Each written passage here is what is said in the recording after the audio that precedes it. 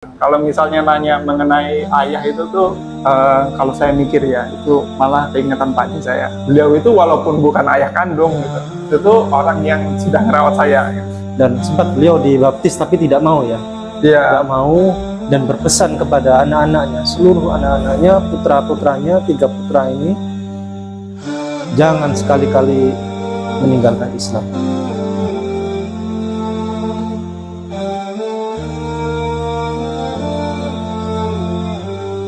Assalamualaikum warahmatullahi wabarakatuh. Alhamdulillah, saya akan nanya beberapa hal kepada Abang Muammar Hadafi, beberapa hal terkait jodoh. Nah, cari kriteria jodoh yang seperti apa?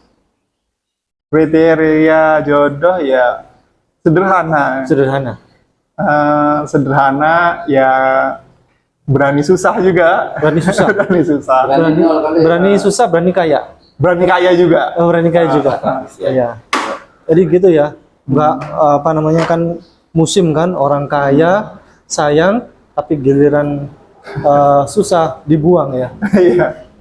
Dan aku juga nggak nyari cantik-cantik banget, nggak masalah. Nggak nyari yang cantik. Iya, yang cantik nggak ada masalah gitu. Ya kalau cantik alhamdulillah. Alhamdulillah, bonus ya. Iya, bonus. Kan kalau di sini kan seperti yang Ustaz tahu nanti ya, ya bapaknya begitu lah, mertuanya. Nah, mertuanya dapat mertua Pak Pendeta Saifuddin Ibrahim. Tapi tenang, para penonton yang kami muliakan, beliau ada di Amerika, jadi nggak ada masalah. Lanjut. Iya. Iya. Ya berani susah ya. Pendalaman Islamnya baik gitu. Jadi saya sebenarnya tujuan utama memiliki istri itu mau belajar Islam bersama gitu. Karena kan jujur mungkin karena terlalu banyak fokus bisnis gitu kan. Itu pendalaman Islam saya kira kurang mengenai itu. Makanya saya kira kalau belajar bersama itu lebih asik. Pertanyaan saya, nyari istri apa nyari guru ngaji? Kalau ngaji itu enaknya bersama-sama. Bersama istri. Kalau ngaji ke tempat tetangga itu bersama, Ustaz, dan lebih enak gitu daripada sendirian. Abang Sadam itu kan dapat anaknya Kiai ya? Iya kan ya? Iya. Putrinya Kiai kan ya? Iya. Betul ya? Jadi abang beliau, Abang Sadam Hussein tuh dapat istri putrinya Kiai. Kiai NU ya, kalau nggak salah. Kiai NU Muhammadiyah, lupa saya. Ya, NU. NU ya? Orang NU. Oke. Lanjut. Apa lagi? Sekarang untuk ganti bapaknya Abang Sadam ya. Bapaknya, maksudnya tanda kutip ya, bapak yang membimbing, yang senantiasa untuk menjadi panutan. Sharing panutan. Ini agak sedih juga sih. Kalau misalnya nanya mengenai ayah itu tuh, kalau saya mikir ya, itu malah keingetan Pak D saya. Pak D? Pak D saya itu saudara dari ibu. Jadi ibu saya kan duluan Ibu Nur Hayati. Gitu. Ya. Nah beliau meninggal. Gitu. Dan di situ tuh saya tinggal dengan kakak dari ibu saya itu Pak D Faisal. Yang Pak D Syahid, ya Pak D yang lainnya juga sebenarnya itu jadi sosok panutan saya. Saya kan kalau anak itu kalau sudah ditinggal orang tua gitu kan nggak tahu moralnya bagaimana ke depannya gitu, atau jajan ikut lingkungan gitu. Misalnya kalau lingkungannya jelek seperti mabuk-mabukan itu kemungkinan bisa ikut gitu. Tapi sejak kecil saya ini sudah ditanam baik oleh Pak D Faisal dan Pak D yang lainnya juga gitu. Jangan melakukan hal seperti ini, dan itu tertanam sampai sekarang. Gitu. Namun tahun lalu corona tahun 2020 itu beliau meninggal, dan itu jujur jadi hari paling sedih untuk saya, gitu kan?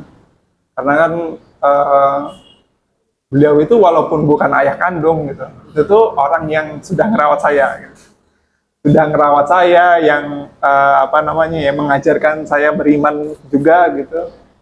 Itu tergolong hari yang paling sedih yang pernah saya temuin gitu. Saya jadi agak, kalau ingat-ingat waktu zamannya itu corona itu, saya lemas sebenarnya gitu. Ya Pak De Faisal, ya kalau misalnya itu ya saya terima kasih banyak untuk keluarga Pak De Faisal, Pak De Syahid, Pak De Lubis, itu ngerawat saya gitu. Meninggal semua. Pak De Lubis masih ada. Pak De Syahid sama Pak De Lubis itu meninggalnya pas corona. Pas corona. Memang COVID kemarin banyak yang korbannya meninggal. Sebenarnya juga termasuk saya. Dan waktu saya dengar berita itu tuh ketika saya sakit corona juga.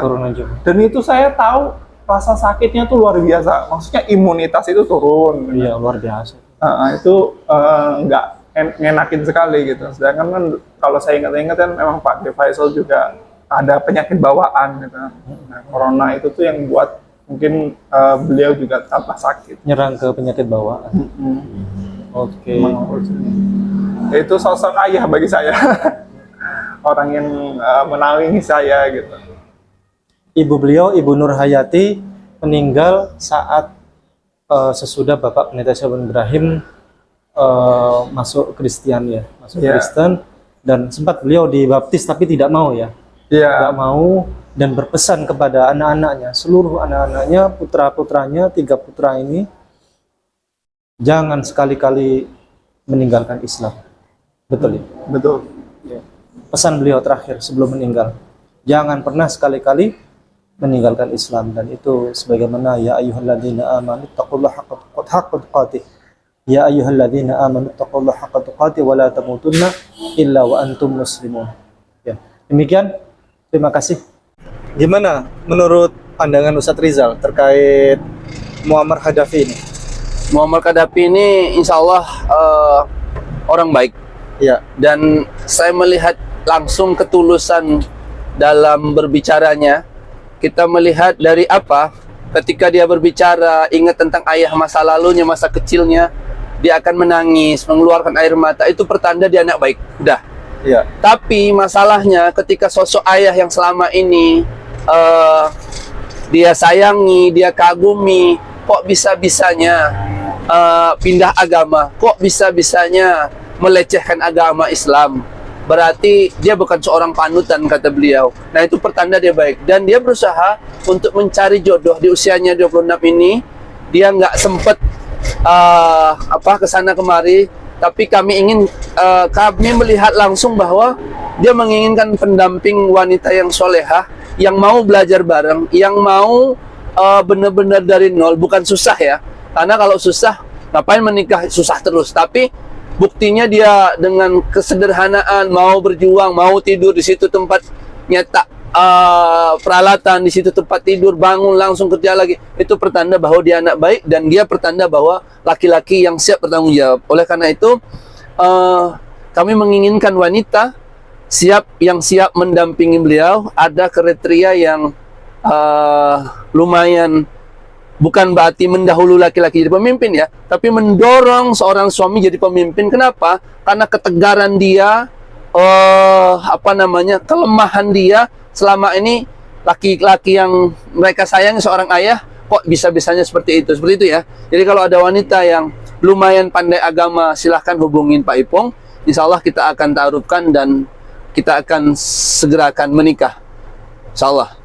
Terima kasih. Oke, terima kasih. Jazakumullah khairan katsiran. Barakallahu fikum.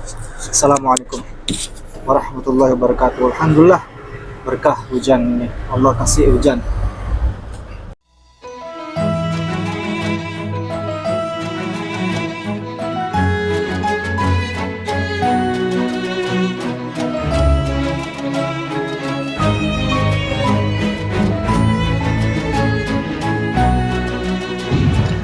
Setiap muslim harus memiliki bekal ilmu kristologi untuk membentengi diri dan keluarga serta untuk berdakwah.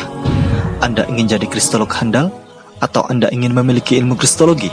Kunjungi kristologinews.com, pusat karya monumental Ustadz Insan LS Mokoginta.